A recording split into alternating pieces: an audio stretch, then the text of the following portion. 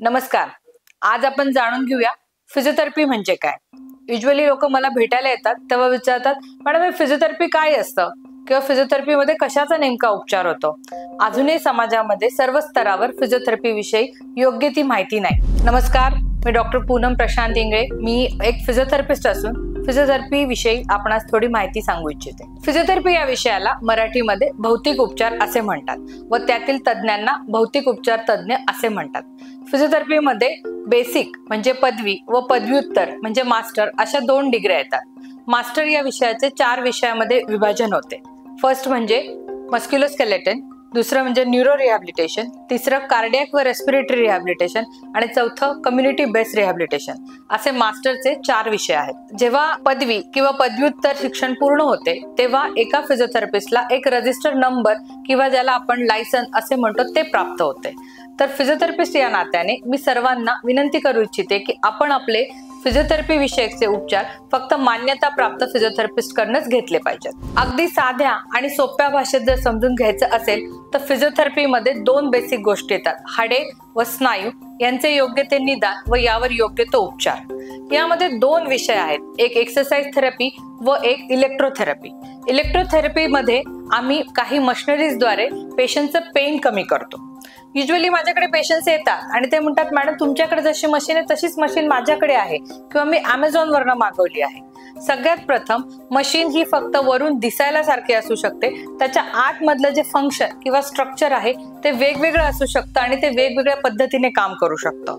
हा झाला एक विषय.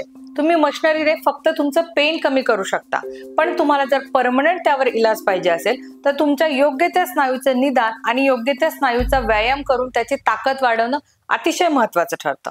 हे जर झालं तरच तुमचं परमनंटली पेन जाऊ शकतं. फिजिओथेरपी या विषयामध्ये नव्याने आता खूप सारे इन्व्हेन्शन किंवा रिसर्च या गोष्टी येत आहे. त्याच्यामुळे या पॅथीला आता नवीन नवीन गोष्टी काही ऍड झालेल्या आहेत, जसे की dry needling, taping, cupping, matrix therapy, laser therapy आणि अजून बरेचसे काही. अशा ह्या सगळ्या गोष्टी ह्या ऍडव्हान्स फिजिओथेरपी रिहॅबिलिटेशन मध्ये मोडतात आणि रेग्युलर टेन्स, IFT, स्टिम्युलेशन या गोष्टी बेसिक फिजिओथेरपी या विषयामध्ये येतात. तर आपण पाहूया फिजिओथेरपी नक्की कशी काम करते. फिजिओथेरपीमध्ये आम्ही मसल म्हणजे स्नायू आणि फेशिया म्हणजे मसल व फॅटच्या आतमध्ये असणारा डीप फेशिया, सुपरफेशियल फेशिया या लेवलवर आम्ही काम करतो. जेव्हा मला एखाद्या हाडावर उपचार करायचा असतो तेव्हा त्याच्या आजूबाजूच्या फेशियावर किंवा मसलवर मी काम करते, त्याचं पेन कमी करते व त्याला ट्रीट करते. I will show you 1 example. जसं मला जर गुडघा ट्रीट करायचा असेल तर मी गुडघ्याच्या भोवतालच्या स्नायूंना ट्रीट करते. जर मला तुम्हाला जवळ खेचायचं असेल तर मी तुम्हाला तुमचा कपडा ओढूनही जवळ खेचू शकते.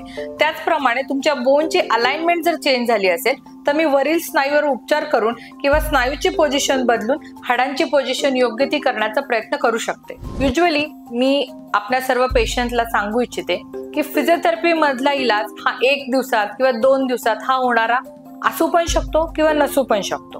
जे रिहॅबिलिटेशनचे पेशंट येतात त्यांना साधारणतः पेशन्स ठेवण्याची फार गरज असते. मिनिमम मसलमध्ये ताकद यायला 30 ते 40 दिवस म्हणजे 1 ते 1.25 महिने हा कालावधी लागतो. जसं आपण पूर्वीपासून बघत आलेलो आहे की एखादं ऑपरेशन झालं किंवा डिलिव्हरी झाली तर आपण साधारणतः 1.25 महिन्याची रेस्ट घेतो. त्या 1.25 महिन्याच्या गोष्टीच्या मागे सायंटिफिक रिझन म्हणजे तेवढा रिकव्हरीसाठी लागणारा कालावधी. जेव्हा तुम्ही एखाद्या लॉंग टर्म किंवा दीर्घायू अशा आजारावरती इलाज करता त्यावेळेला तुम्हाला तेवढा वेळ पेशन्स ठेवणं गरजेचं असतं. पण इतका वेळ मी समजू शकते की आपल्या ग्रामीण भागातून येणारे पेशंट्स असतात, लांबून येणारे पेशंट असतात, ते इतकं दूर ट्रॅव्हल करून फिजिओथेरपी सेंटरला येऊ शकत नाही. पण कमीत कमी तुम्ही 15 ते 20 दिवस तुमचा कंटिन्यू इलाज करणं, योग्य ते व्यायाम तुमच्या फिजिओथेरपिस्ट कडनं शिकून घेणं व पुढे तसे घरी करणं हे फार महत्वाचं ठरते. जसं तुम्ही एखाद्या आजारावरती इलाज करता त्यावेळेला डॉक्टर तुम्हाला 3-4 दिवस त्यांच्या अंतर्गत ऍडमिट करून घेतात. त्याच्यानंतर घरी तुम्हाला काही अँटीबायोटिकचा किंवा औषधांचा डोस दिला जातो. एक्झॅक्टली फिजिओथेरपी पॅथी पण त्याचप्रमाणे काम करते की जेव्हा तुम्ही आमच्याकडे येता तेव्हा आम्ही पहिले 3-4 दिवस आम्ही तुमचं पेन ट्रीट करतो, त्याच्यानंतर आम्ही तुम्हाला काही एक्सरसाइज शिकवतो आणि त्याच्यानंतर सुरू होतो तो होम प्रोग्राम. युजली माझ्याकडे पेशंट येतात आणि ते सांगतात की मॅडम तुम्ही आम्हाला शिकून द्या आणि आम्ही घरी करू. त्याच्यामध्ये विषय येतो तो ट्रिक मुवमेंटचा की तुम्ही घरी करताना चुकीचं करताय, बरोबर करताय हे बघणार कुणी नसतं. त्याच्यासाठी अंडर ऑब्झर्वेशन किंवा अंडर सुपरविजन मध्ये तुमचं एक्सरसाइज होणं फार महत्वाचं ठरतं. अजून एक शंका मला सर्वांची दूर करायची आहे की व्यायामाने पेन वाढतं.